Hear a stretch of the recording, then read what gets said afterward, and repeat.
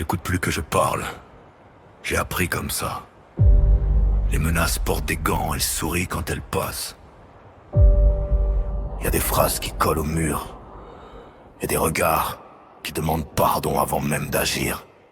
Il a choisi ses mots comme on choisit une lame. Polie, discrète mais faite pour ouvrir l'âme. Rien de frontal, tout est sous-entendu. Mais j'ai reconnu le ton, je l'ai déjà entendu.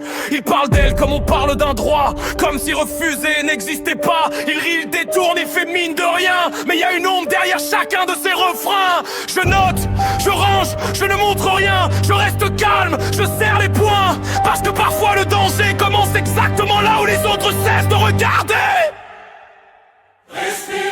Analyse. Ne confonds pas instinct et haine. T'as juré de rester sain, même quand le mal connaît ton nom. Je repasse la scène en boucle, image par image. Les silences parlent plus fort que les discours sages. Il n'a pas dit je ferai, mais il l'a laissé vivre comme une promesse noire gravée entre les lignes. Ce n'est pas de la jalousie, c'est plus ancien que ça. C'est ce truc viscéral qui hurle, protège-la. Pas parce qu'elle m'appartient, mais parce que personne n'a le droit de lui faire peur. Jamais. Je me parle à moi-même pour tenir la digue. Je mets des mots pour ralentir la fatigue. Mais chaque argument montre comme il est malhonnête quand je revois son regard quand elle a dit non net. Mais pourquoi respirer quand tout ton corps te dit d'agir? Ou accepte que certaines limites ne sont pas faites pour être respectées. À partir de là, c'est plus une théorie, c'est plus un doute, c'est plus une folie. C'est un danger qui marche droit et qui pense que le refus n'est qu'un contretemps maladroit. Je sens quelque chose cogner derrière ma cage thoracique. Pas une voix, non, une logique. Frappe, chat moral. Si tu attends, tu la mets en danger. Alors je comprends un truc essentiel. Ce n'est pas moi qui perds le contrôle. C'est moi qui arrête de mentir en prétendant que je peux encore être neutre dans ce rôle. Tais-toi, non, parle. Dis-moi ce que tu ferais sans chaîne. J'ai passé trop de nuits à être raisonnable, à espérer que le monde le soit aussi.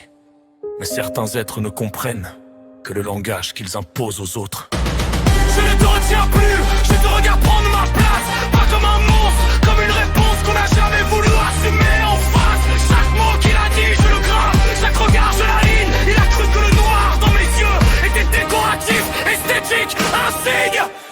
Mais le démon n'est pas une colère, c'est une promesse tenue trop longtemps. Et ce soir j'ai décidé que sa peur valait plus que son consentement. Je ne respire plus, je ne pèse plus. Je t'ouvre la porte. Prends ce que je retiens depuis trop longtemps. Prends ma lucidité, prends ma colère. Fais-en quelque chose de définitif. Je le vois déjà, pas mort, pire que ça. Je le vois trembler avant de comprendre pourquoi. Je le vois supplier sans savoir à quel moment il a perdu.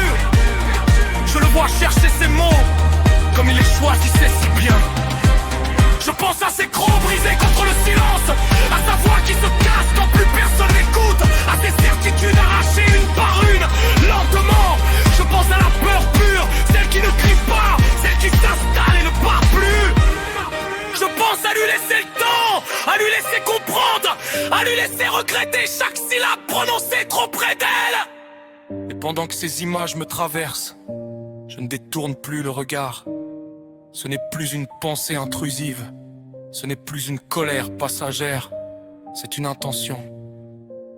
Et elle vient de trouver un corps prêt à l'accueillir.